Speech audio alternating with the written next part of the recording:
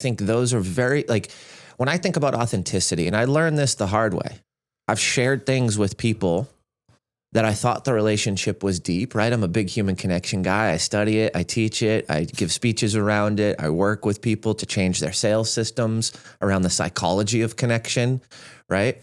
The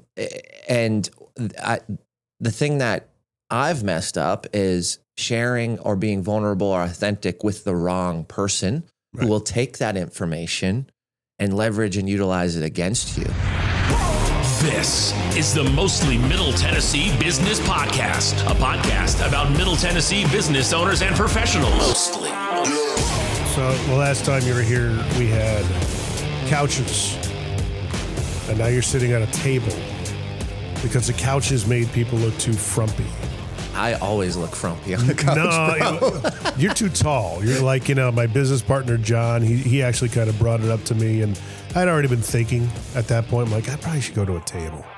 And he's like, dude, I love doing podcasts with you, but I look just completely like a, shriveled up, like, chestnut sitting in this chair. And I'm like, dude, You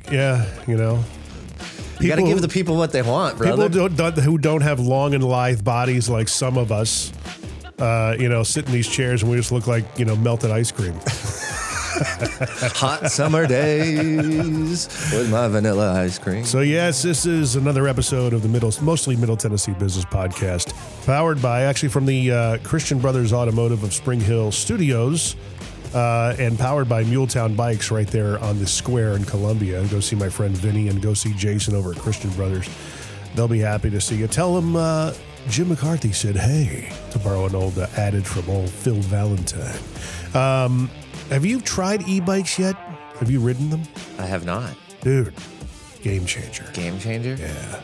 Dude, I love the concept. Yeah. I don't have to sweat. I don't have to. No, you still sweat. That's the thing is that, like, I just had Matt Rogers on, and he was kind of throwing some shade on me and giving me a hard time. He's like, dude, what kind of a workout is that? We may actually do some sort of a challenge where we get two bikes and just take them out for an hour. And he's like, I want to see how much of a workout this really is. Dude, it's a workout for me. I get it.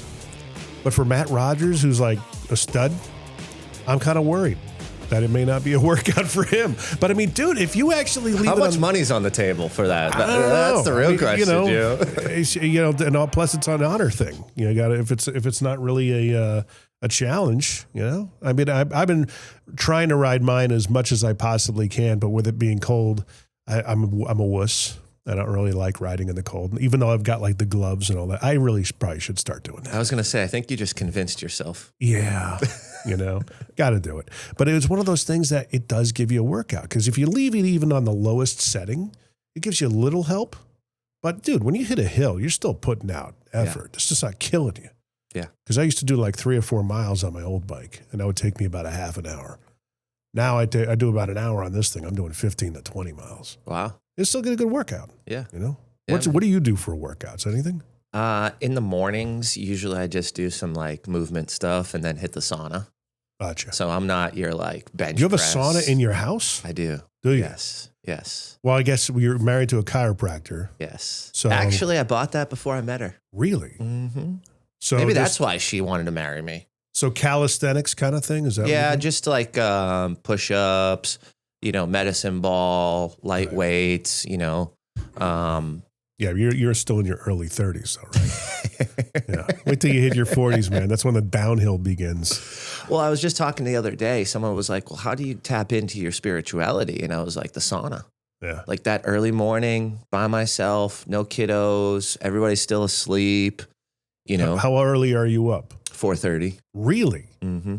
Dude, we're sitting here at 7:30. I know. And you're like, before we started, you're like, man, I don't think I've ever done a podcast this early. I don't mind waking up early, but it's like your circadian rhythm. You got to kind of pay attention. Are you naturally up at 4:30? You got to force yourself out of bed. I'm naturally up, but I mean, Really? I'm a human, dude. Like, you work late some nights, you pour it all out. Like the other day I did a 45-minute keynote and it was, I was right after lunch. So I tried a new pattern interrupt and move some stuff around and just hold some different stories. So I put a lot of work into that morning. right? You know, because you're at the conference early. And man, I got home. It was tough to get up the next day at 4:30. Yeah. But I had a podcast at 5:30. And you're still doing it in your house there, right? I'm doing it over at Music City Work Club. The Work Club. That's right. Yeah. The podcast studio you didn't ask me to help you with. You know, it's whatever. We got a guy. I apparently you do. I didn't hire him. I'm just joking. But he's a good guy. He's a good guy. I actually got to connect you too. Yeah, I got to meet because I think y'all could talk the talk and figure something out and maybe help each other. Yeah, I think it's our distance from each other that hinders our relationship. That's why we're here at 7:30 in the morning. But hey, thanks for doing this, Jim. Absolutely. Thanks for accommodating me in my schedule. I know that it's not, dude. I'm 6 minutes from here. It's really no sacrifice. I'm like, I come here. Yeah, I can get here at 7:30 for crying out loud. But I appreciate it, man. I appreciate it. You gave me an excuse to skip my workout. So we're Get the bike out after this, man. Get the bike out. There's sometimes I'll go home and I'll grab it if it gets warm during the afternoon. I'll go home, grab it, have some lunch, a light lunch, and hit my bike and bring it back to the office. Nice. And then when I'm done here, I'll go ride around, these areas around Spring Hill and stuff like that. And the hills aren't so bad. Occasionally I'll put it in the sport mode just to give me a little more oomph, because at this point in my life, I just want to look forward to my workout and enjoy it. Yeah. Why can't we enjoy the workout? Why has it got to be a dirge? I get it. I don't care who you are. Workouts are not fun. So this is Mr. Jim Morris, for those of you just tuning in and wondering who I'm talking to. I got to ask, you pioneer a lot of cool looks. You did the bald thing for a while. You're still doing it. You got the scally on today. You kind of encouraged me. I bought a couple of scallies. I remember that, man. I wore them backwards. It's kind of a cool look. Yeah. But have you thought about growing your hair back? I have not, and I don't think I ever No? will. No. Are you like... All right, can I tell the story of why I cut why I shaved all my hair off? Sure. Have I told you this? I don't know. So I was doing the whole comb over thing, right? And, the flip. And I found myself in the summertime driving the car and not putting down the windows because I didn't want to mess up the flip. And, if it went this way, there was a big gap right here and all this stuff. And I finally just sat down and I looked at my wife and I was like, will you hate me if I just shave off all my hair? And we were actually out in Gatlinburg at an Airbnb. And grabbed a razor from Walmart, a buzzer or whatnot, and she shaved it off, and it was so liberating for me. Yeah.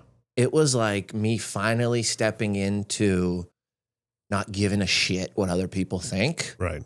And of course, my wife helped me with that, right? Because she is important to me, and I don't want her to be disgusted when she looks at me. That's like when you see the videos of the guys who shave their beards.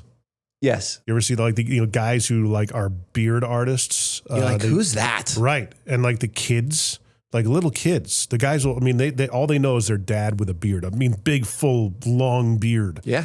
Yukon Jack. And they come into the room and the kid does a double take, sometimes a triple take, and they start crying.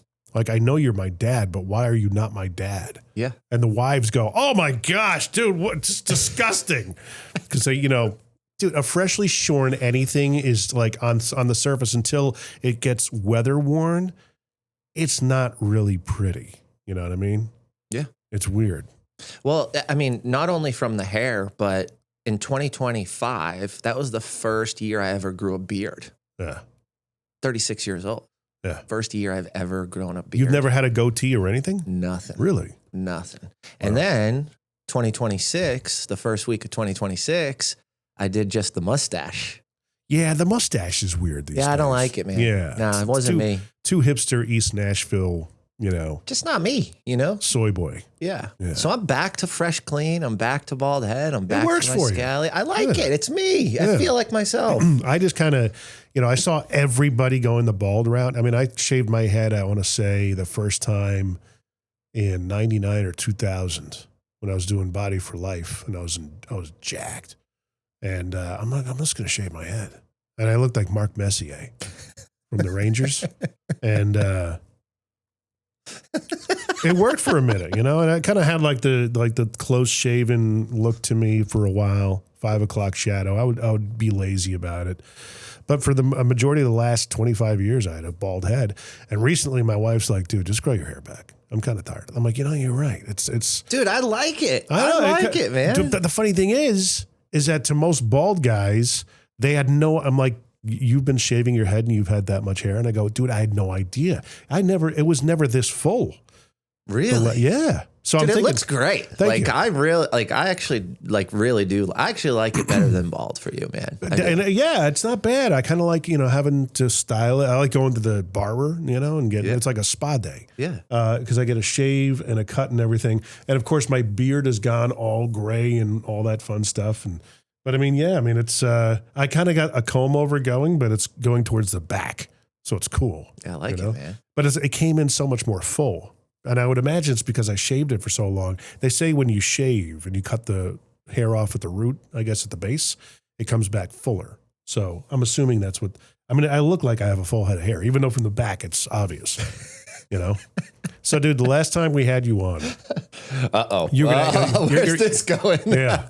I actually lost friends. Really? It's totally my fault.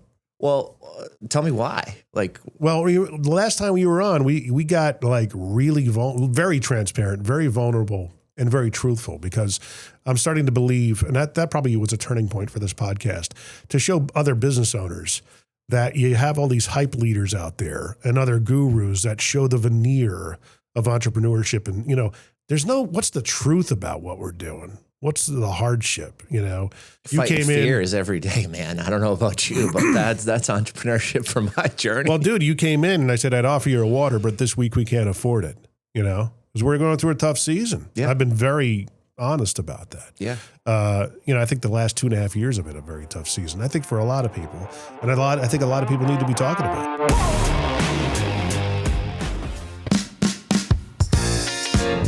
I am Vinny Tavares. I'm the owner of Milltown Bikes, right in the heart of Columbia, Tennessee, on the square. And we're here to serve the community. We have bicycles from kids to adults, e-bikes, mountain bikes, road bikes. We run a repair shop. So I am the third generation of this current bike shop. It's been here since the 70s. It's a historical building. It's an integral part of the downtown community in Columbia. We got customers here coming in and talking that they got their very first bike here. So the reception has been great. Everybody's been super friendly, super welcoming. A lot of the old customers that been coming here for generations now still come here. They're now my customers, and I have a huge responsibility to continue to carry that legacy and that passion forward. Hi, I'm Jason Miller. I'm the owner of Christian Brothers Automotive here in Spring Hill, Tennessee. We fix cars here, both European and domestic, from simple oil changes to complete engine rebuilds and replacements. Most important thing, though, is while you're waiting, we've got the best snack game in town, and we invite you to make yourself at home and get to know us, and we treat you like family. We're located right across the street from Walmart on Highway 31 right here in Spring Hill. Let us know that you heard about us on this ad, and we'll give you 10% off your next oil change. So stop on in and see us in downtown Spring Hill. Do we even have a downtown in Spring Hill? Well, I work one-on-one with folks, right?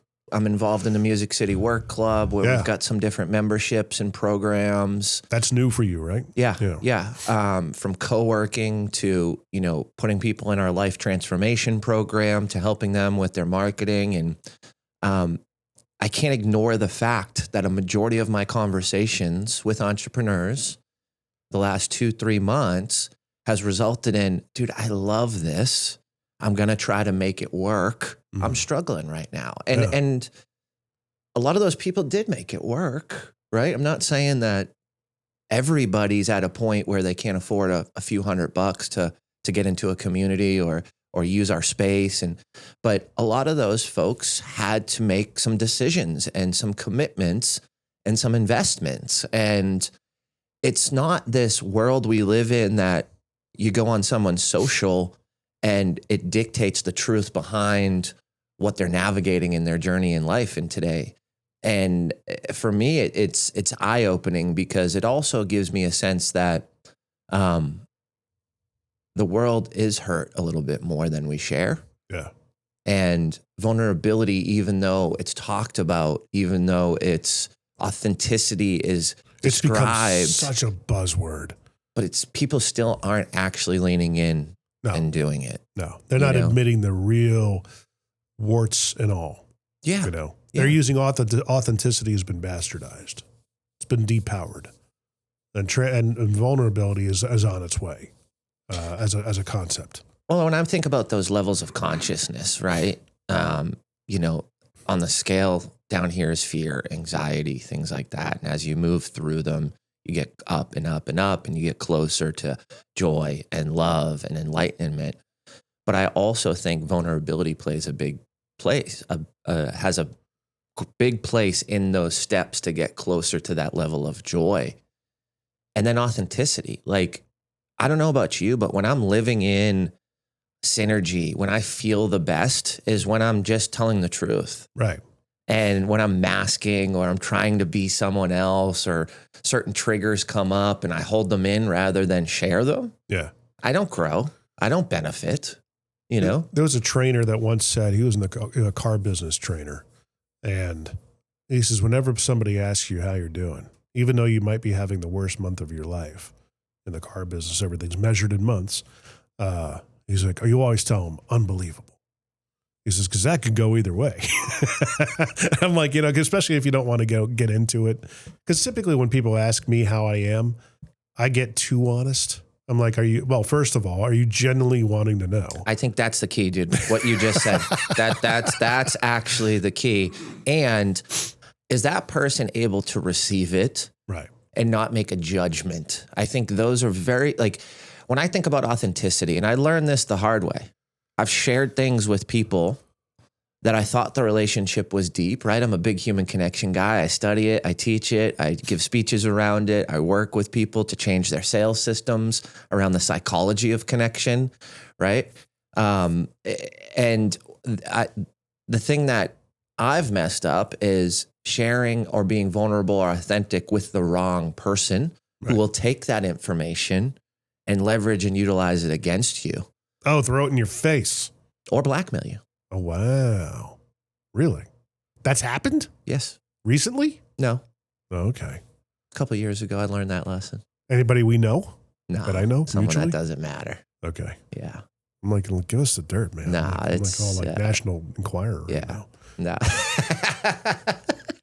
We're like Nashville Enquirer. I was gonna say, yeah. Our big city, aka little town. You know. So wow, yeah, they use it against you to the point where they wanted to try and get a result out of you that you weren't considering or considered desirable. Yeah. Wow. Yeah. Whether that's people stuff are just with freaking dastardly, man. Whether that's stuff with business, whether that's stuff with personal, whether that's stuff with your spouse, right? When you get into a conversation where you feel that energy transfer, you feel like this person understands me, they make me feel heard, they make me feel seen. Yeah. Yeah, Satan will do that to you. Sometimes I make those mistakes and I trust and I speak my truth and maybe that person can't receive it. Maybe that person's in a season where they need certain things and this is an opportunity to derive those things from me or from someone else. And I've learned the hard way. Like I was the person who was like, yeah, let's just share it all, tell it all. And I still am that person, but share it all, tell it all with the right people. And that level of discernment, it took years for me to understand that. Yeah. Right? Because you hear some of these gurus, you hear some of these clips and it's like, be vulnerable, tell the truth. And it's like, great, I do that. But if you give certain information to bad people or wrong people, that doesn't benefit you. All it does is create a bigger issue in some cases. And I'm not saying this happens all the time, by the way. We're talking about a very minute scenario for me over the last few years where I've started to open up, be more vulnerable, be more truthful, right? But the reason why I wanted to bring this up is because I don't want any listeners or the audience to make that mistake because that hurt, dude. Mm-hmm. And there was trauma from that, right? And that was a real thing that affected me for several months, right? Like I'm talking like 6-7 months. Oh yeah. And then you get those triggers of someone brings up this name, or, you know, you see a good bud in their studio or working with them and you're like, yeah, 1 degree away kind of thing, right? yeah. So it doesn't just go away. And like I said earlier, you know, big city, small town, AKA Nashville. We really do have like There's a lot of those circles. Yeah, it's very closely knit here.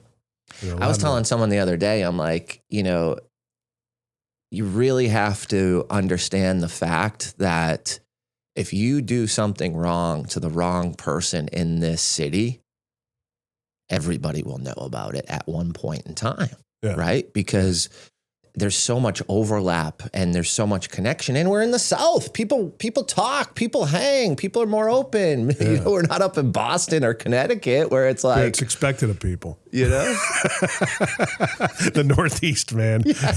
We just expect people to be horrible to each other, and it's fun. And it's funny because in those scenarios, when you decide to just do it, you know, I guess quote the integrous way, that will create ripples even more so in those parts of the country, because people in those parts of the country, the Northeast, where I grew up, where you're from, you expect that.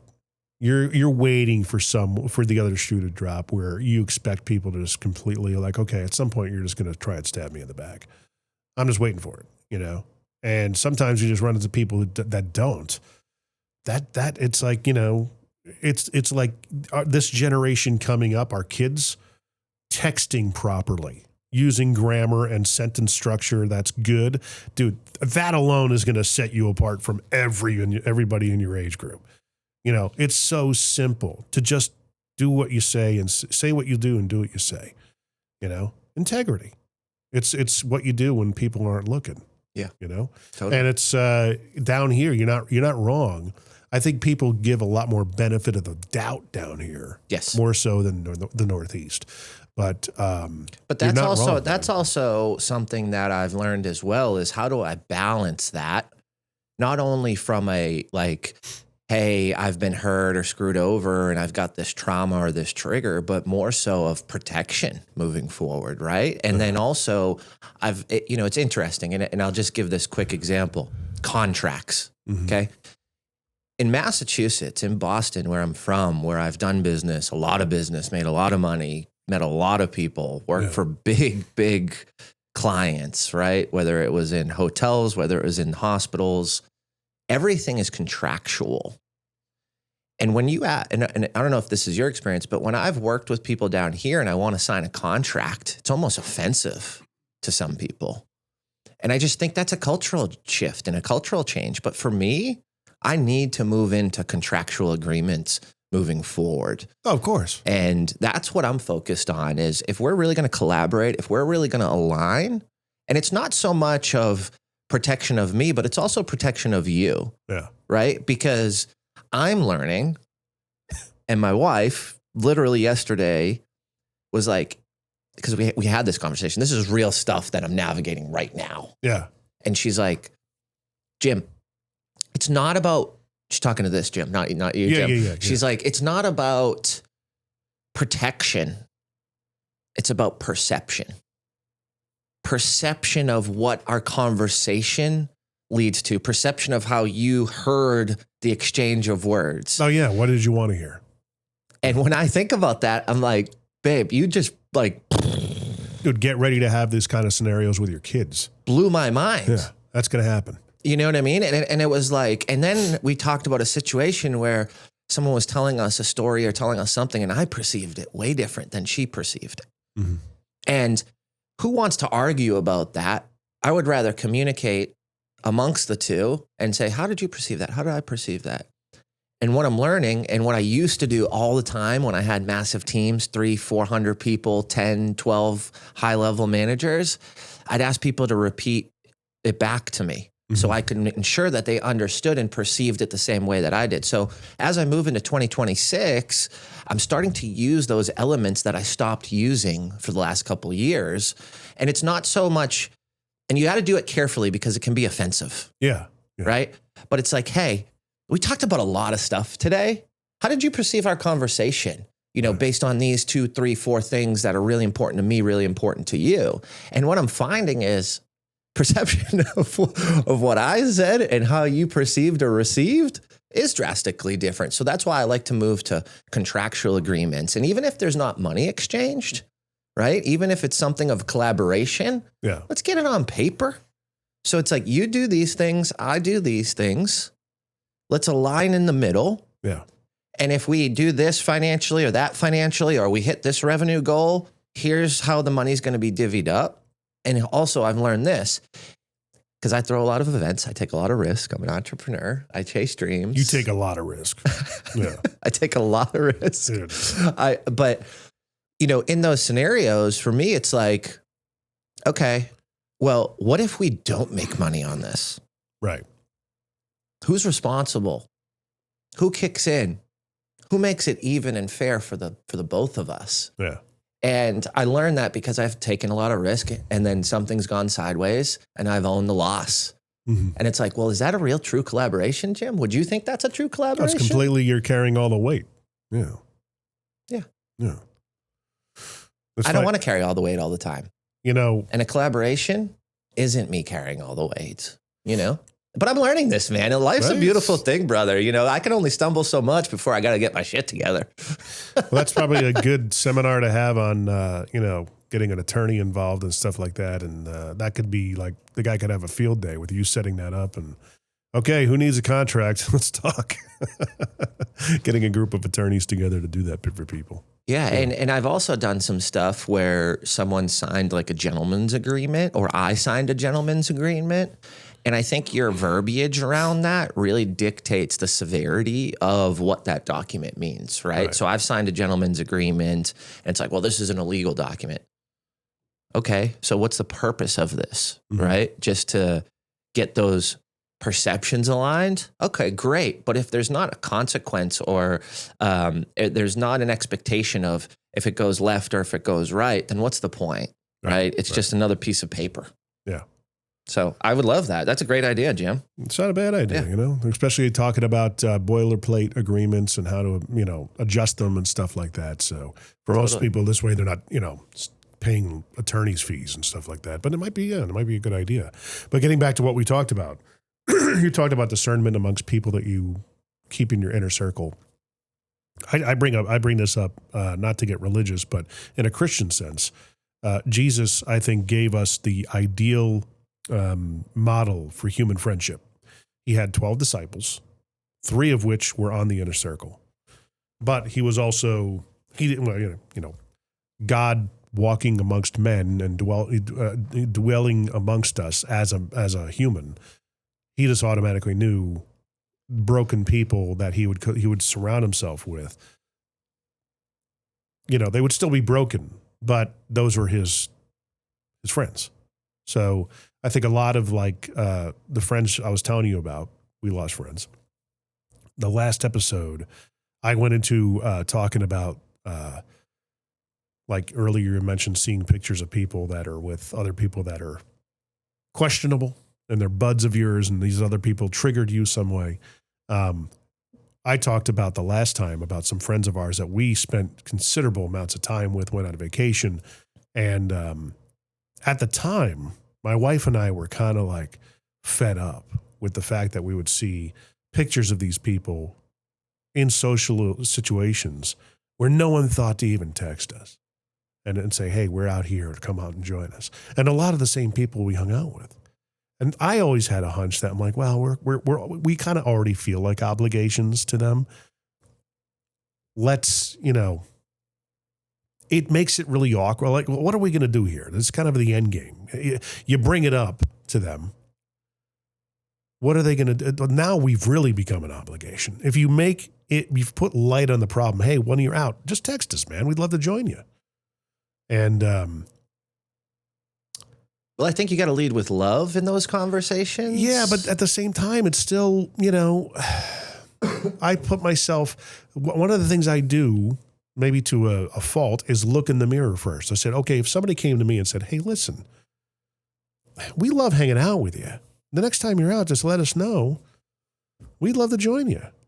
Now you feel like, okay, now I got to include the card things, and it makes it weird. And it's like, all you can really do in those scenarios is remove the negativity or what you perceive as negativity from your life, which is kind of what we did. We went to the extreme where we unfriended them and stuff like that. I just didn't want to see it. It hurt. And I even said this on the last podcast. Well, apparently they saw it. I didn't name names. I didn't say who it was, but they immediately knew who it was. And it was since then, my wife had a... But that right there tells me that right there tells me what the truth was. Yeah. If you're having a conversation about something that's affected you, whether it's positive or negative, and you're sharing a story, and that person knows that you're talking about them, then they know their behavior. They know the situation is true. Yeah. Right? Yeah. If someone's sitting there and saying, hey, this guy who talks about human connection and does all these keynotes, he's such a jerk. He's an ass. He says human connection, but he doesn't want to connect with anybody, and it's all fake and phony and all this stuff. If I'm that keynote speaker, there's probably truth in how my actions are, right? If I perceive that as like, man, that guy's talking about me, he's really talking about me, then there's probably truth in my behavior. Yeah. But if I hear that, I'm like, oh, who's the other speakers in this world that keynote on human connection? Right? Like, not me. Yeah. He's not talking about me. He's not talking about me, right? And I'm not perfect, right? So maybe I'm blind to some things, or maybe I don't understand things holistically or in 100% totality. But like, the reality of the fact is, if someone said that about me, I wouldn't perceive that as me. Yeah. And there's still bliss ignorance, and there's still things like that. But even in the aftermath of that, I was very contrite because we were called out. The wife called my wife and not lit her up, but they had a very sandpaper conversation. And, Courtney was like, look, this is, we're always kind of like pushing the ball here in terms of making arrangements to do things. And, a couple of times, maybe 2 or 3 times in the past year, you've reached out and asked us to do things, but we're pretty much, hey, you guys want to do something this week? We're always the one kind of pushing the relationship, which is common for us. For some reason, over the course of our marriage, we've always had to push. Now, we've got some couples in our life now that are actually proactive, which is nice. And we got to acknowledge it and have gratitude for it. But, sometimes, sometimes those people, you just, you get people in your life that show you, what are we chasing here, man? We're obviously not that wanted. Why are we being, let's go where we're being celebrated, not tolerated. And since then, they had a conversation to kind of smooth things over. I may or may not have made an actual focused clip out of that particular conversation that you and I had, and she came across it and got mad at me. I said, look, I feel contrite. Let's talk about it.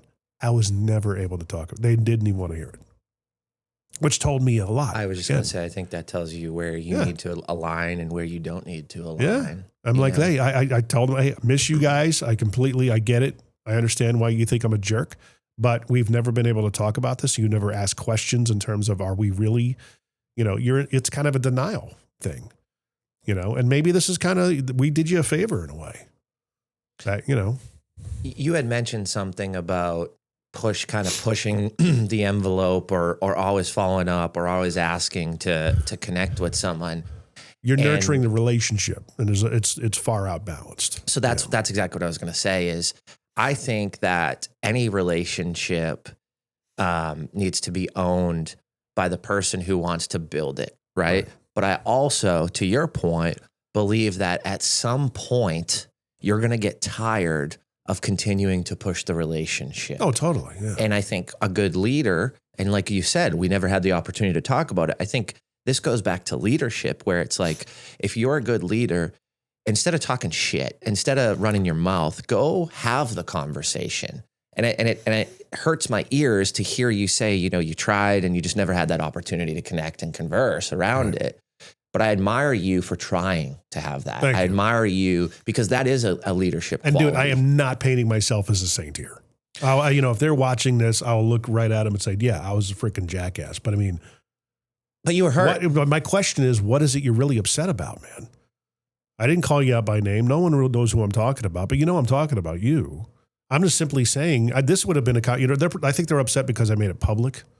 I did it on a podcast platform, but this is podcasts now. This is how you kind of put things out there. It's good information. I think a lot of people resonate with it. I think it happened. They call Spring Hill, at least from when I went to church and stuff like that. I heard a pastor say Spring Hill and the surrounding areas, as dense as we are, and as many people that are here connecting with one another, it's one of the most lonely towns. I don't know how it is up by you, but that's around here. A lot of people feel really lonely. And maybe social media is the blame for that too. I think everybody's feeling lonely right now, man. Yeah. I think everybody is trying to find a sense of belonging. Yeah. And I think that's why you see the rise of community, Mm-hmm. right? Is like, okay, what are these core values? I want to align with them because I do urge to have that sense of belonging. Yeah. And I think social media is a huge piece, dude.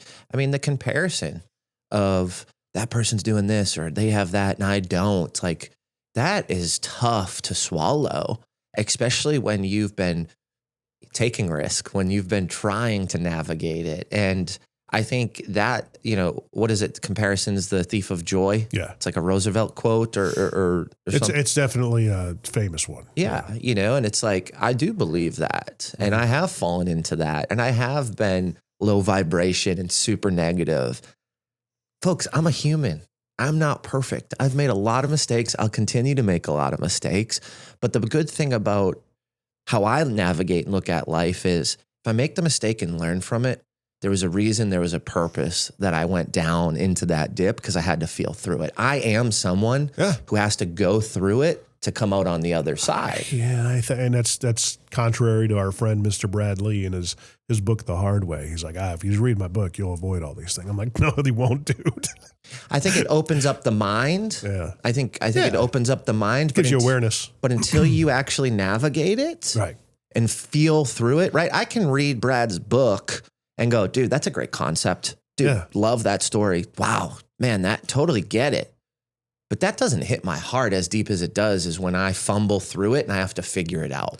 It's like, hey, on the board, 2 + 2 = 4. Yeah. Until I get a math problem in front of me and I'm like, 2 + 2. Okay, 2 + 2. Okay, 2 + 2. 2 + 2. Now I know why. 4. Yeah. It's like, okay, I had to work through that. And they say for you to learn something at the highest level is you have to teach it, right? Because in order for me to teach you something, I've got to know it through and through. Well, how do you know something through and through? Well, unless you understand it yourself through and through. And you navigate it. Right. You go through it. And it's funny, I use the hot stove analogy. I could tell you, don't touch it, that's hot. And to a kid, it's going to be like, all right, I'm not going to know what hot is or what your idea of hot is until I touch the stove. We're going through it with my 1-year-old right now. Yeah, He's climbing on the couch and I'm like, babe, he's going to fall off. He's going to smash his face. It's going to hurt your soul. Yeah. He's going to get a black eye or a bruised chin. We may have to bring him in just to make sure he didn't crack his face open. Yeah. But until he falls off that couch, he is going to scare the living shit out of you forever until he gets to 2 years old, 3 years old, where he finally realizes it. Yeah. Let the boy fall. Yeah. As much as it hurts my soul, I don't want to inflict pain. I want to protect. I want to be dad. Does. Yeah. But it's like, you never know how good pleasure feels if you don't have pain. Oh, dude, mountains and valleys, man.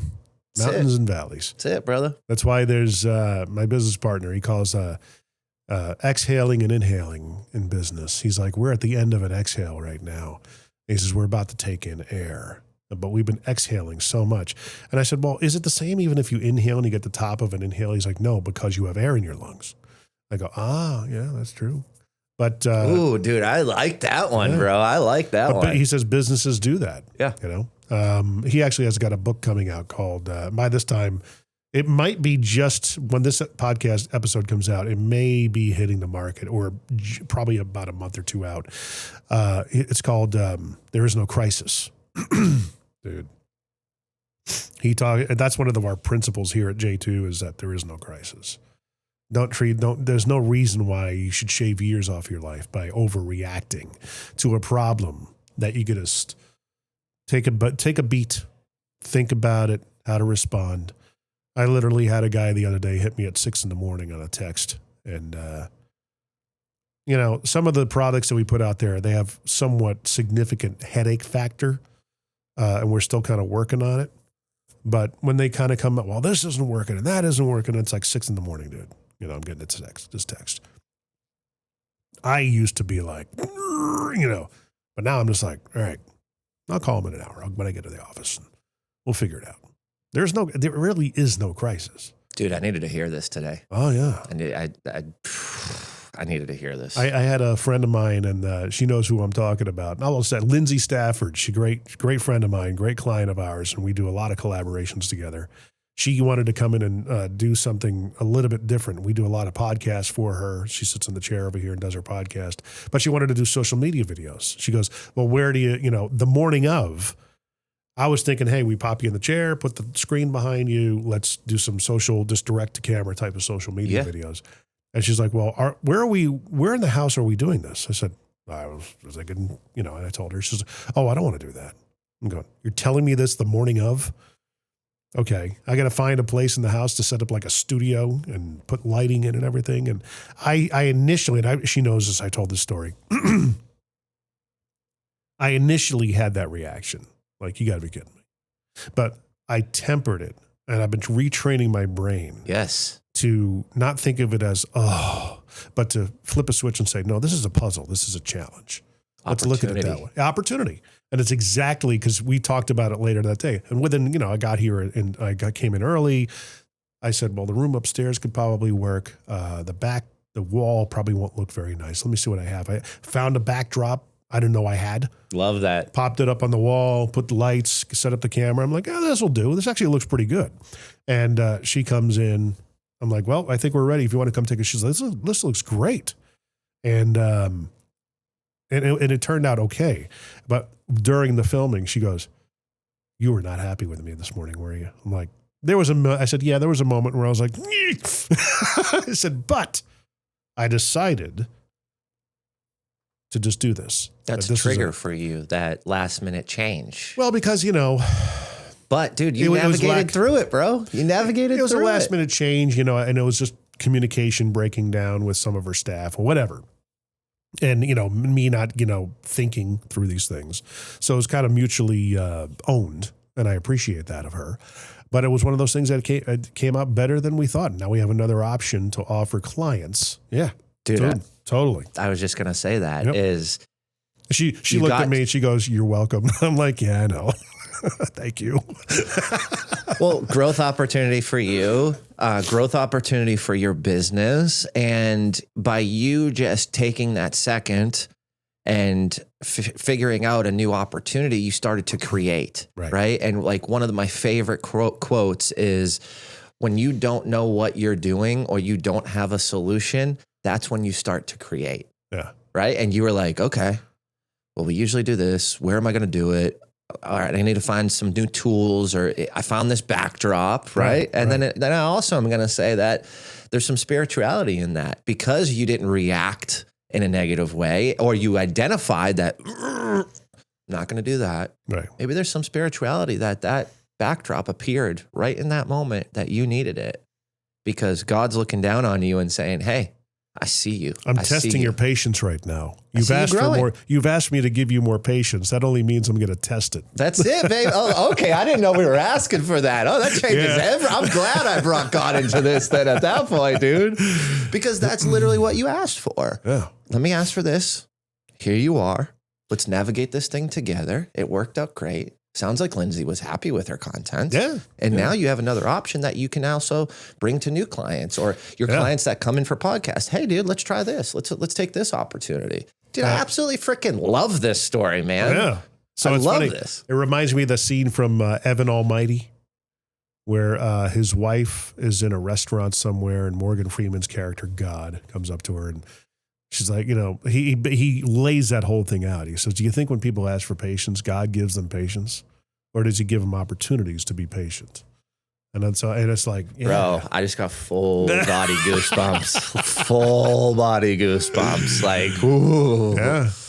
Yeah. Vibrating over here, man. I'm vibrating. So you said earlier that I said something that you needed to hear. Was that there is no crisis Yes. concept? Yes. Why is that? Because I take a lot of risk.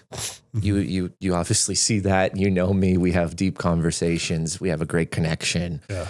And when there's a lot of fear, I do treat things like crisis. And I'm learning to navigate that, right? I move fast. I'm from the north. I want things done quick. I don't want to wait.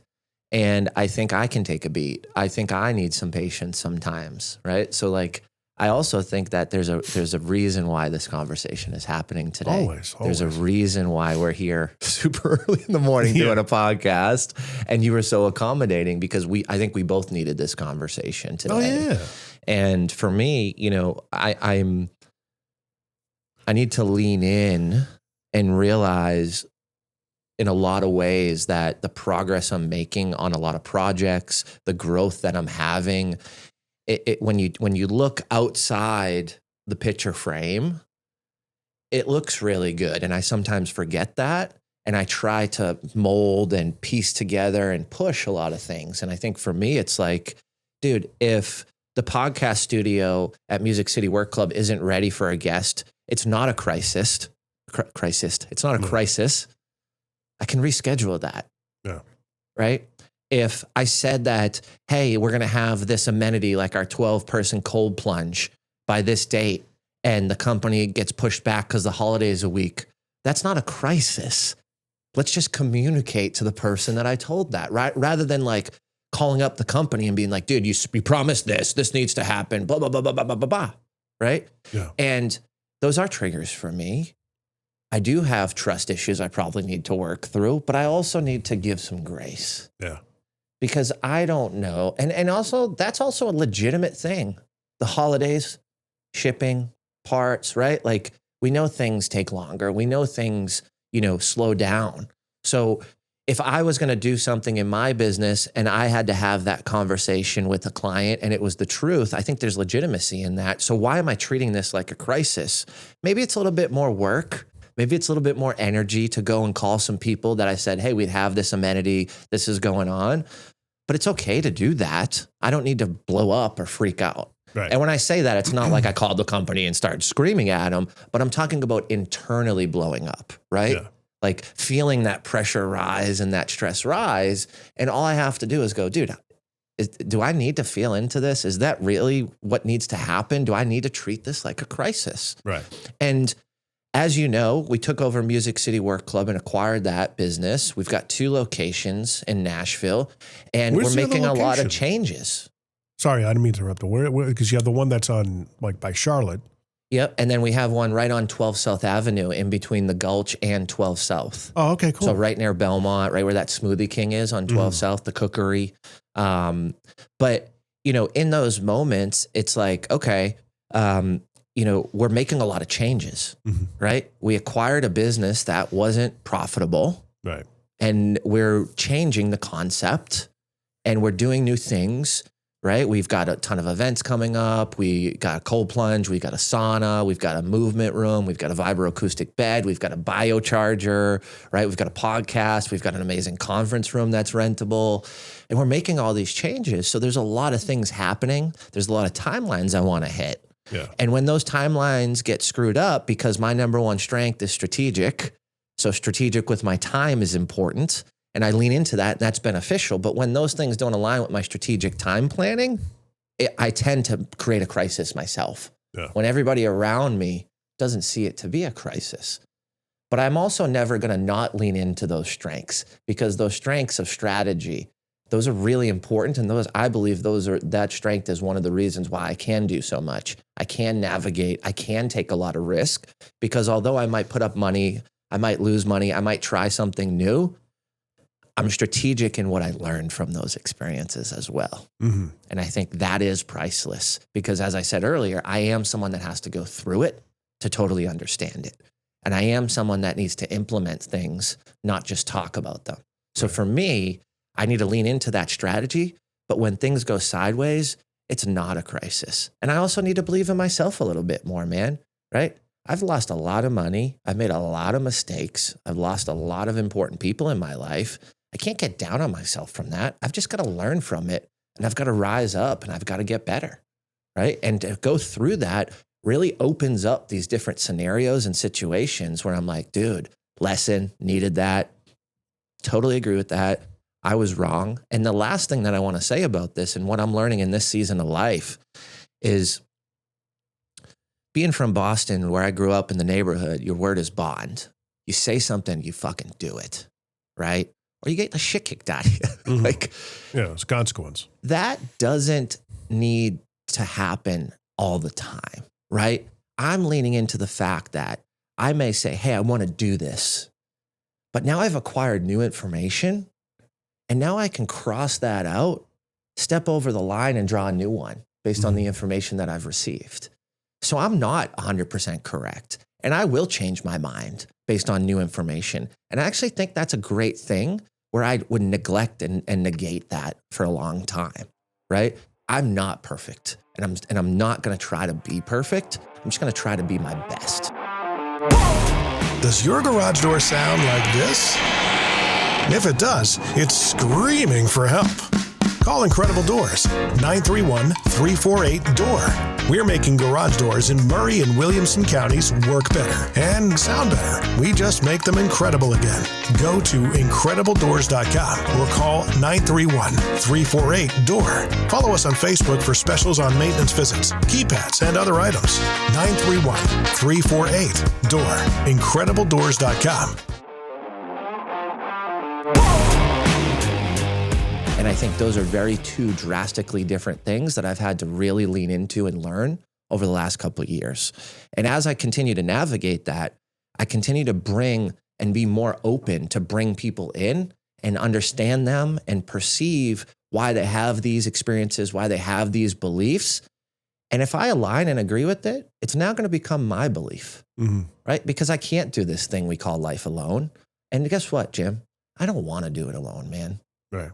We talked about loneliness earlier. I think if you're going to follow your dreams, there's no way you're going to follow your dreams if you do it by yourself. Whether that's with God, whether that's with friends, whether that's with new acquaintances, that's with people that I've learned something from, and maybe I never want to be around them or never talk to them again. Right. But I still needed them in my life to understand something and to, again, go through it so I can come out on the other side bigger, better, and more aligned and strategic. People come into your life to show you how to do things or how not to do them. I always say this thing, right? Where it's like, I meet someone, we have an in-depth conversation. I learn a lot. I disagree with a lot of things, but I'm learning in both scenarios. And this is my visual analogy for our visual folks. Something good, I put in the front pocket. Something bad, I put in the back pocket. I don't throw it away. Where I used to throw it away, or I used to throw people away. And it doesn't need to be like that, because I need to keep it here. It's not front facing, but I need to keep it in my back pocket so I can pull it out and remind myself sometimes in those situations or scenarios. I guess I burn bridges a lot. Why? Because I'm just too honest. If somebody, I guess it comes with age and discernment, wisdom, I guess you'd say. You just know the people you don't need in your life. And, I'm not afraid to tell them. And do you have to tell them though? No, I mean, if I get the opportunity. There was a guy that I worked with in Vegas who we're great friends now, but I was maybe a week or two into my new job, freshly moving from Connecticut to Vegas, 2,000 miles away for the first time in my life. Strangers in a strange land kind of scenario. Strangers in a strange land. I like that. And the morning guy on our radio station, I think he had ever since he got to the station, he had one foot out the door. And he had an opportunity to go to Philadelphia, which is a major market in radio. Back in the day, it was a big achievement, big lofty goal. So he was finally getting his shot at the big time at the top 10 market radio. And a buddy of mine, Tom Caulfield, when we all knew that he was heading off, we were all congratulatory, but he never really connected with anybody at the station. So this guy, Tom, he says, "Hey, congratulations on the new gig in Philadelphia. He's like, oh yeah, thanks. He's like, and when you get there, you might want to try not being a dick to everybody. And this guy's name is Jeff Katz. He kind of reeled back and he goes, what do you mean? He's like, dude, you were just like insufferable to all of us. He just had no idea. He had no idea. You know, I'm sure he was aware he was not really vested in, but he probably didn't see the effects of what he was having on people around him. Sometimes we don't know the Right. Jesus, what was that? I know, it happens to me all the time. Gotta love allergies. Maybe And you just didn't know. His whole disposition changed. He was like, dude, why couldn't you have been this guy before? You know, you're cool. And, you know, I haven't seen him since 2001 in person. But, dude, we talk sometimes on Facebook, you know, hey, happy birthday. Love you, man. You saw this accolade he just had. You made it in Boston, whatever. And he's still doing radio. He's still doing other things. Every time he puts up an achievement, hey, good for you, man. I met the guy maybe a grand total of 3 weeks. But we still keep in contact, you know, just showing people that's the reason why I do it. You know, if you hit them between the eyes with something they may not be aware of, or maybe something they are, and maybe, you know, like I said, with our friend, I hit him between the eyes in a very kind of circumventory way, if that's even a word, it'll plant a seed. And it may not repair the relationship we have, but it'll get them to think for the next one if they come across somebody else. Like, well, hey, we know that there's a truth in what he's saying. It didn't have to be handled the way it did. I admit that. But that's the thing. Sometimes Hold on, dude. What you just said and admitted that you didn't handle it the right way, I think that's the lesson that you just learned. Totally. Through that process. But so here you're learning, they're learning, and there is truth. Like I think we're in a world today where someone expresses their opinion on something to you or their truth, and people want to discard it and put the finger back like you're hurt. Right. You have trauma. You're triggered. And I think all those things are real, right? Yeah. I have triggers. I have trauma, but it's also a real emotion. And if you don't open up the opportunity for me and you discard that real emotion, then you're kind of being narcissistic to yourself at that point. You know, like I feel this way, whether you believe it's validated or not, you've caused this emotion in me based on your actions. You need to let that in. To your point, you had mentioned earlier about putting things in your back pocket. I think I still do that too.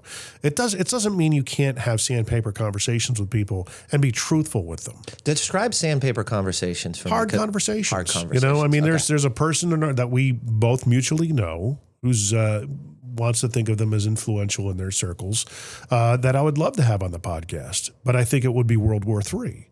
Because I would push on a lot of the concepts, and their pride and their ego won't allow them to consider, well, hey, maybe there's something that I can be shaped by, even though this person sitting across from me I perceive as less than.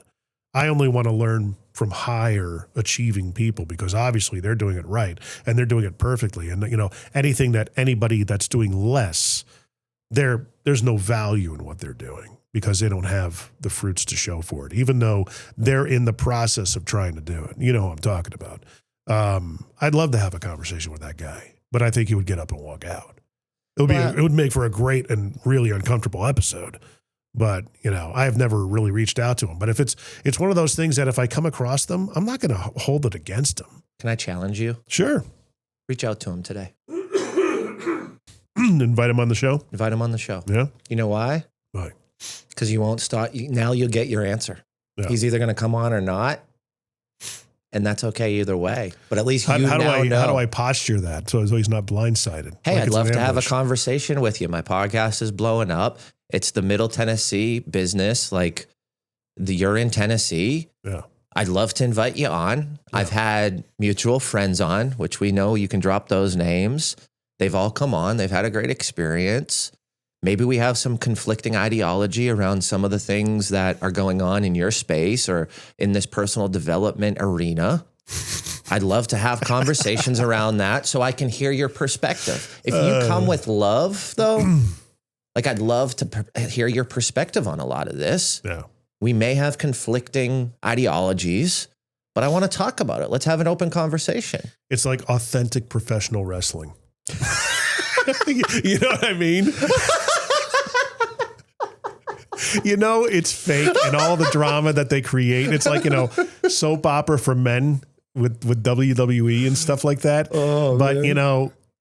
it's like, why not just have these challenging, East versus West, rivalry type of conversations, Rogan does a great job with that. He knows where he stands in a lot of stuff, and a lot of things fly. When he had Bernie Sanders on, it was freaking hilarious. But I think you could do it in a way where it's not attacking. It's from an understanding standpoint. I think Rogan does great at that, right? Yeah. Like Rogan disagrees with a lot of stuff, but he navigates those conversations not so much like He's got empathy. empathy, man. Yeah, another buzzword. I call it compassionate curiosity. Love it. Compassionate curiosity. Have some compassion, be curious, ask questions, and if you disagree, it's totally fine. Yeah. But you don't need to call someone a jerk or an ass, right? Like, and I think I know who you're talking about, number one, and I know you disagree with a lot of their ideologies. I'm going to challenge you to reach out to them. I don't disagree. I'm going to challenge you to have an open mind of understanding rather than going in from an attacking standpoint. But that's the thing is like, does it...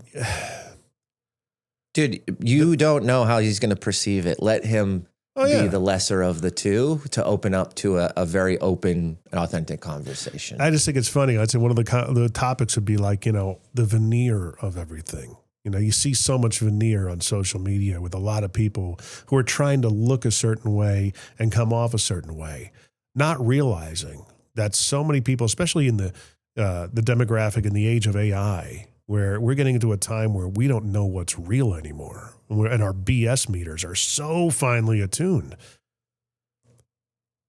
People are seeing right through this, man. Okay? You can only show yourself walking to a private jet in slow-mo so many times before people go, dude, I know you're renting it. It's not yours. Okay, and why? It's like, why? Why?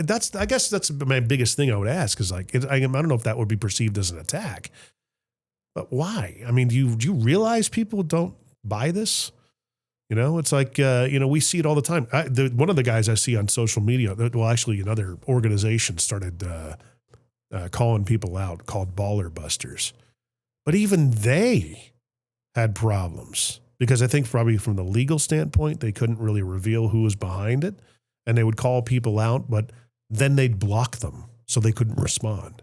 Because when Brad was on the last time, we talked about Baller Busters.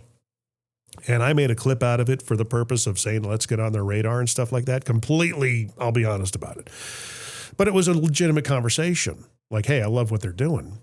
And Brad was on it the next week. Brad was like, he's like, I'll be the Baller Buster baller. I'll be the Baller Buster buster. And he says, I know for a fact that they're calling out people that they're not scam artists. Patrick Bet David is not a scam artist. They're calling him out.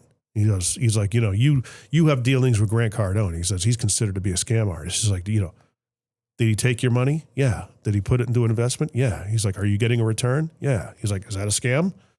Like, no, I get it. I like Grant. They said, but the thing is that, I just kind of see some of the other targets that they have, and I could see what they're saying. But then once we actually put it into practice, we put it out there. Yeah, they turn you completely off. It's amazing what they do. So there's another guy out there calling out them. And his latest thing has been Natalie Dawson, who's one of Cardone's guys' wives or whatever. Yeah. But this guy is just relentless. He's just, talk about attacking. I can't remember his name, but he's got like 15, 16,000 followers and stuff like that. Have you seen him? No. He basically walks around. He's got his phone up. He'll be taking a walk, and he'll be doing like interstitial responses. He attacks Andy Elliott all the time and everything. It's very funny. But good old Andy Elliott. I had to walk out of a seminar that he was teaching. You actually went to one of them? It was through a program that I paid through another person. Oh, yeah, same guy. And I just don't like bullying. It triggered me from high school when kids were getting bullied, and I'd step in and get the shit kicked out of me. And the funny thing is that it triggered me, man. I had to get up and get out, and I spent $5,000 to be in that room. Oh my gosh! And there were some other things that came with that money, right? It wasn't just that. But when you pick the weakest link, and you beat on someone who can't defend themselves verbally, right? You didn't hit them, you didn't do anything like that. but verbally abuse someone and then an hour later post it on social media, Yeah. are you really helping? Someone came to that seminar to be helped, not bullied or hurt.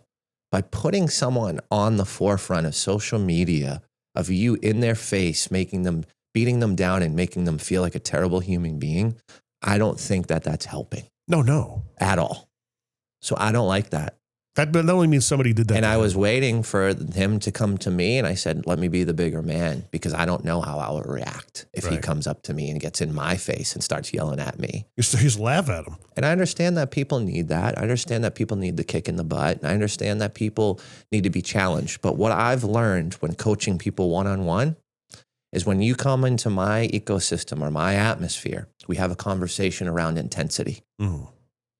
I can be a 10. I can be a 2. How intense do you want me to be with you? Yeah. Right? Because, Jim, not everybody can handle a 10. Not everybody needs a 10. Not everybody wants a 10. So if you say, hey, I want a 5, I'm going to say, can I be a 7? Yeah. Can we get you from a 5 to 7? How direct can I be with you? Right? I'm a pretty direct person. I actually had to learn this, and someone in my life that I don't talk to anymore actually taught me this, and I'm very grateful for that person for this. But they said, Jim, your text messages, they're so direct. It seems like are you mad? Are you upset? Just throw some emojis on the back of the end so people understand your value or understand like how you're communicating. Yeah, text messaging, you got to turn the tone. So now I do voice memos because it's like, hey, what's up, brother? How we living, man? Hey, I saw this thing that you posted. You know, the color grading was off on your marketing. Like, I wouldn't use this image. It really decreases the value and credibility. Also, other speakers may not share it because it doesn't look as professional. And the whole goal of creating this image is so all the keynote speakers share it and it gets passed around to their networks. And we utilize that one-to-many strategy where if all these speakers you tag or collaborate, it's going to go on their profile and then they're going to get more views to their networks, that because you're going to them, which is the one, and they have many that are following them, right? So, you know, I navigate that strategy, but I'm like, I have to be honest with that, and I have to share that those things are not helping you at the highest level. And I think for me, people either perceive that correctly or not, but I need to have those direct conversations at certain levels. And to do that is through a voice memo. So it's not like, hey, that graphic you made or that social media strategy was trash or bullshit. Mm-hmm. Right. It's more so like, hey, dude, I want to help you. What's up, brother? Hey, let's do this. And this is why. Yeah, tone of voice. And tone of voice, right? Yeah. Tonality and speech goes a long way compared to just a text message. And for me, man, I move fast. I'm from the North. I'm not sitting there and thinking about a text message. I probably should, right? As I say this, I'm like, maybe I should give it a couple more seconds, but I'm going, man. And I'm shooting straight. And I'm not a dick or I'm not trying to be a jerk, but I know it can be perceived that way. So if I throw some emojis in at the end, or if I just do a quick voice memo, then the right perception will get across. So yeah, I need to change. I need to step it up because I've gotten that feedback. I've received it.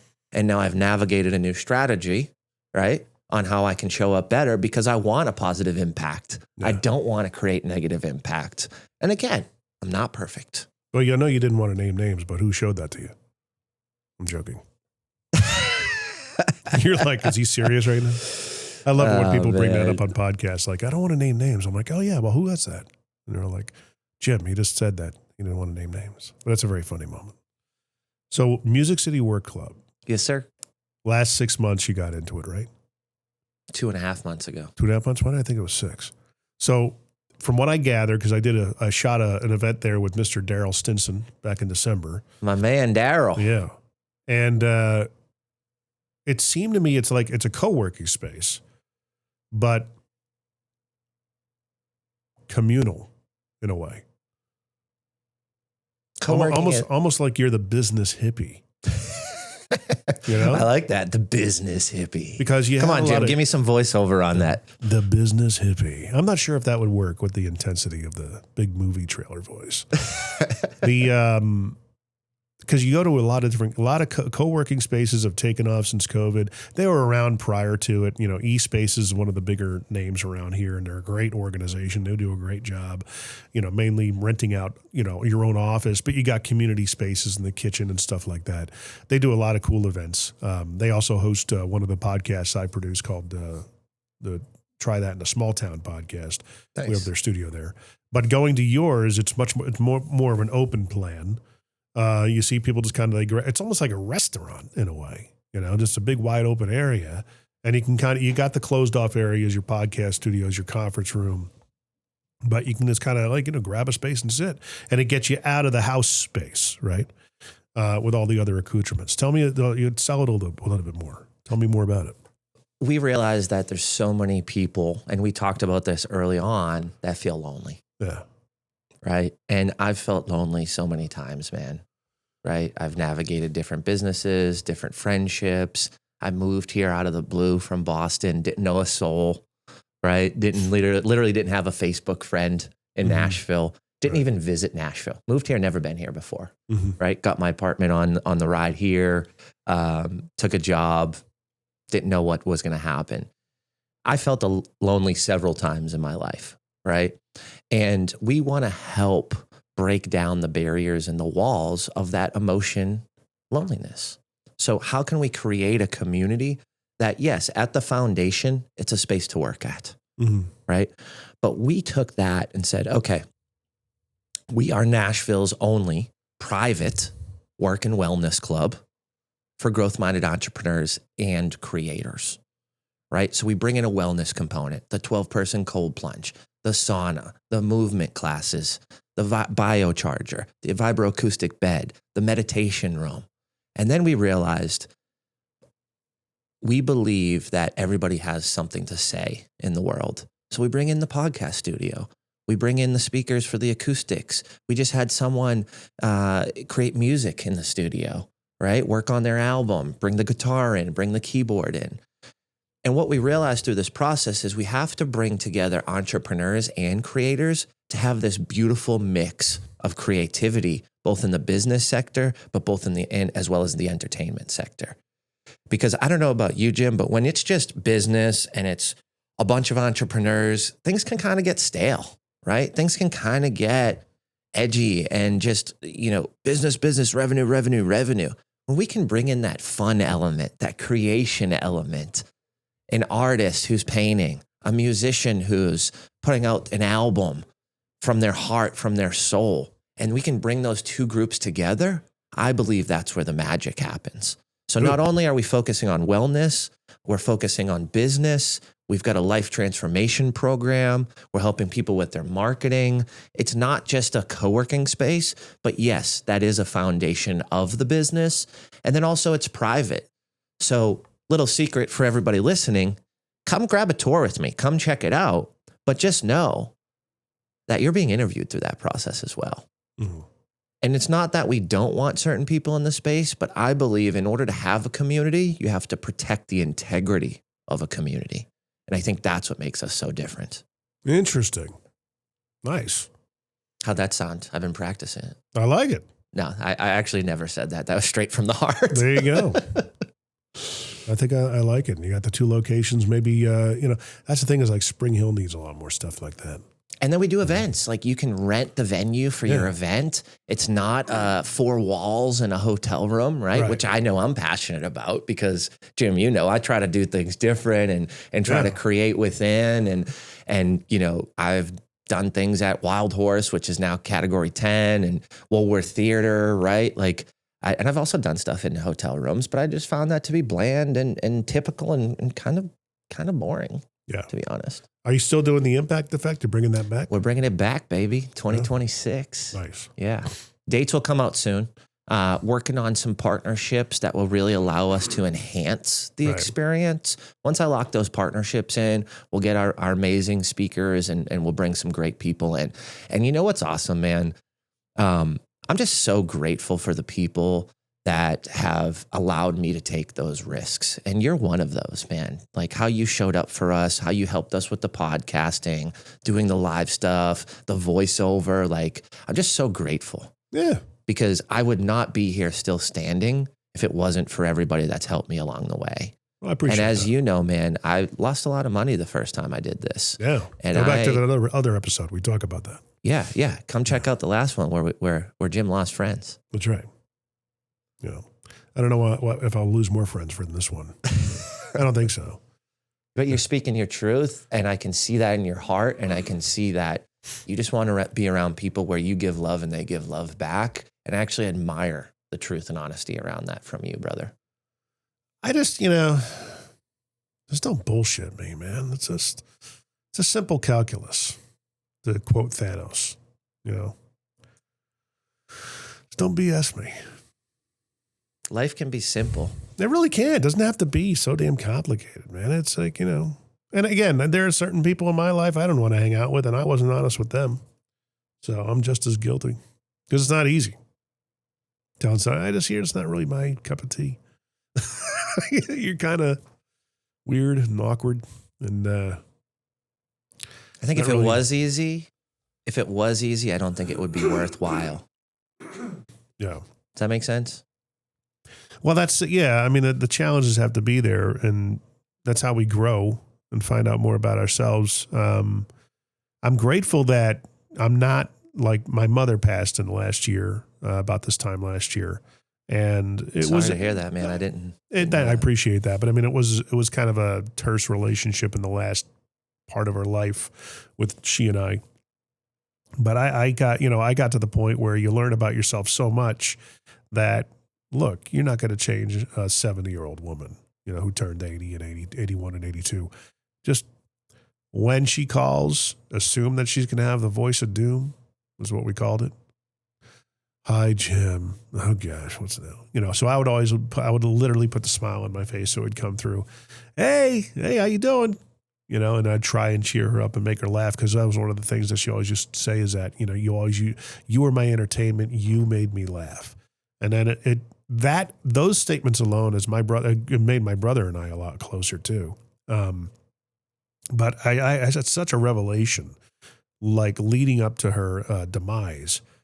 And I told my brother this. I said, we had so much, I hate to put it this way, but so much more reverence for our dad.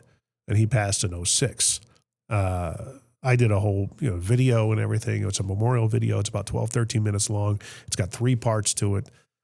At the time, it was done before he passed, because he kind of went into the hospital and stuff like that. Long story short. But I felt utterly compelled to put this video together for him. And I'm glad I did, because I revisit it and everything. It's got a lot of views on it and stuff. My mother's husband, he's like, well, if you could do a video like your dad's for your mom. I'm like, but dude, I got nothing. I just don't have the same compulsion of doing something. And I don't know what that means. But I can do a video, but it's going to be because it's out of obligation. I was going to say there's a different reason behind it. And I told my brother, I said, I had a revelation probably January of this time last year. I said, listen to the language Mom used. You were my entertainment. You were my humor. You were my laughter. And I said, my dad was always so appreciative of getting to be a dad. You made me a dad. I got to be your dad. And, he always told us when we were kids. You're going to make me tear up, man. I will never be afraid to tell you I love you and give you kids hugs and kisses. And to us, we were like, all right, whatever, man. That's good. You're our dad, of course. But he had never had that with his dad. So he kind of passed it on to us. And he had that gratitude of getting to, he got to be a dad. It was, as I call, be them centric. It's one of the things I use. His was 51-49, probably a lot more than 51. He was outward bound, whereas my mom was inward. You made me, you made me, you made me. And I said, Dan, my brother, listen. I said, listen, did you ever have this revelation? He goes, no. And I go, wow, this is really kind of eye-opening. That, I guess it's in a way, I hate to put it this way, you reap what you sow.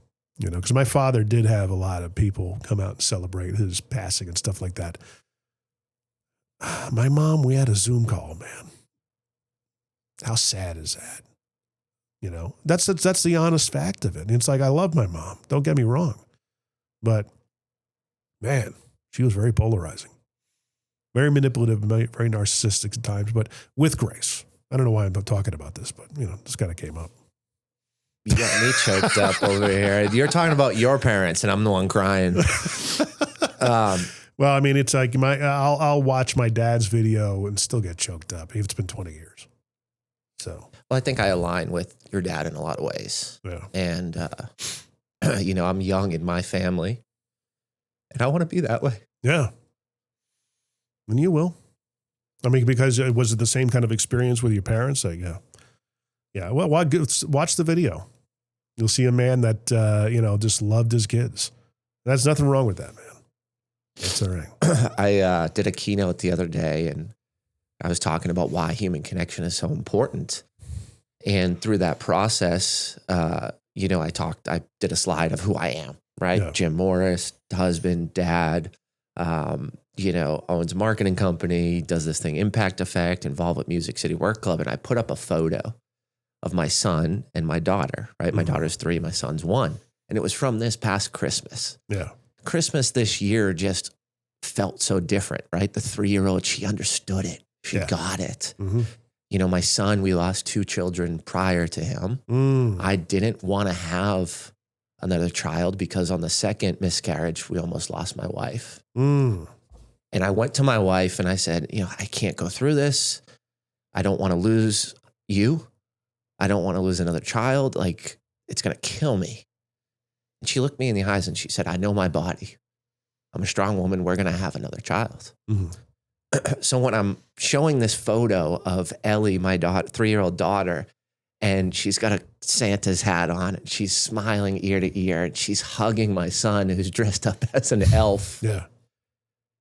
Right in the beginning of my keynote, I'm just pouring to It yeah. And I'm like, let's talk about human connection. And it's funny because I asked God to be with me on that keynote. I asked God to show me if I should continue to navigate speaking, right? It's been a hard year in 2024. I spent a lot of time with my son. I didn't travel. I didn't speak. And this keynote was me saying, I believe this is my unique ability. I believe that I do need to do this. I do need to impact people.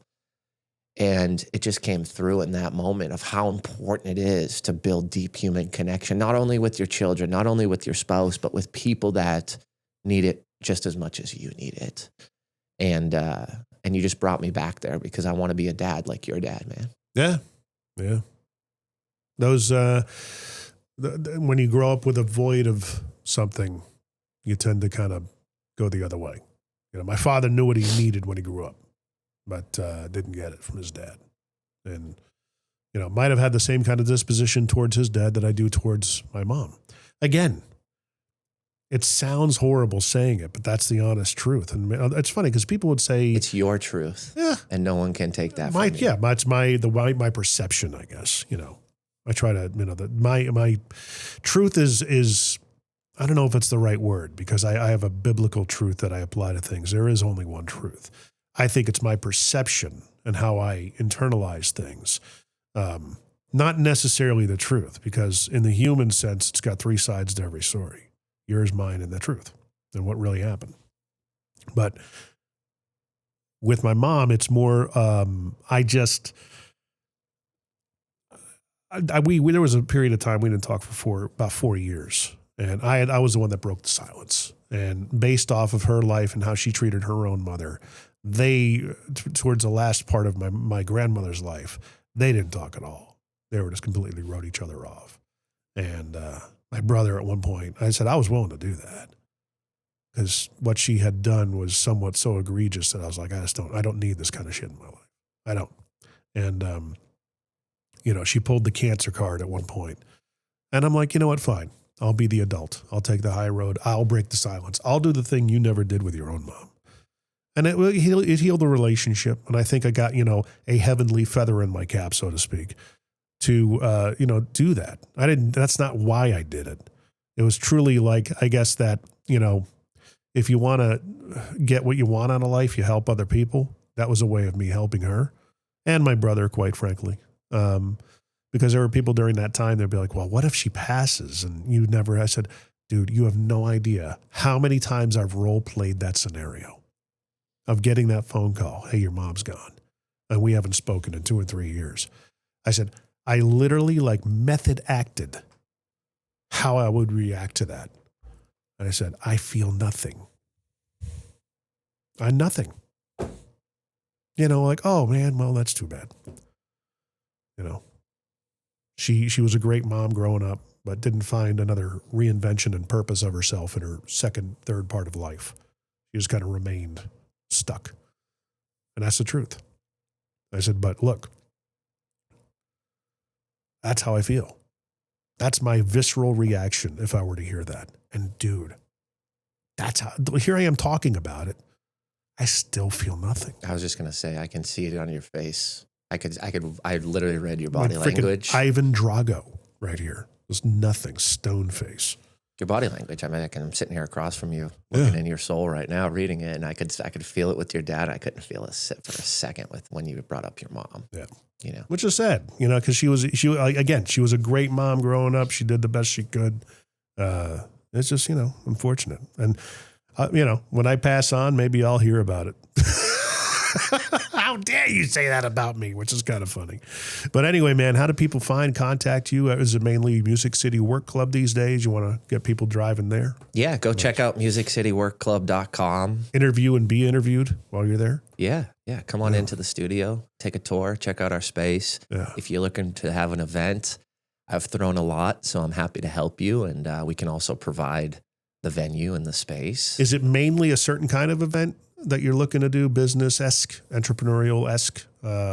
No, we rent out the space to anything. Okay. So you could have your wedding there. You could have a get-together, a chamber event. It doesn't have to be business. Nice. We are an event venue in addition to everything else that we provide. Because I see a lot of people looking for places to events now, and that's something I got to keep in mind because I refer a lot of people on Facebook. So... Yeah, man. Yeah. Need to come to B&I and talk about it, brother. I know. I miss the B&I group, man. Yeah. That was such a great time in my life to just meet so many amazing folks and people. And I really appreciate, the introductions that you made through that process and all the introductions and support that you've given me along the way, man. Of course. I'm really, truly grateful Likewise. to call you a friend. And I'm grateful to be here today and pull some of this stuff out of me. Is this a first that you've gotten tearful on a podcast? It's not, but I was not expecting to get choked up as much as I did today. But I think that's just the level of comfortability and real rawness that we get to engage in as we navigate these podcasts. Goosebump moments are something that happens to me when I'm in flow, when I really feel in and tap into that spirituality. I think God was here today with us, and you opened me up, man. You opened up some things that I haven't talked about in a while, and really got raw and down to the truth. And I think you're great at that, man. Thank you. I appreciate that. Well, with all that being said, we'll put all the contact information in the description as usual, musiccityworkclub.com. Yes, sir. Cool. And of course, if you guys want to reach out, you want to be a part of the show, go to mmtbp.com. That's mmtbp.com. Just switched up the application process a little bit. A few more questions that address, locality, that kind of a thing. But if you want to be on the show, let us know. And for those of you who have applied recently, I just discovered that Google has not been letting me know. So I've been getting back to some people, and I apologize for the delay. Again, Jim, always a pleasure, my friend. Thanks for having me, brother.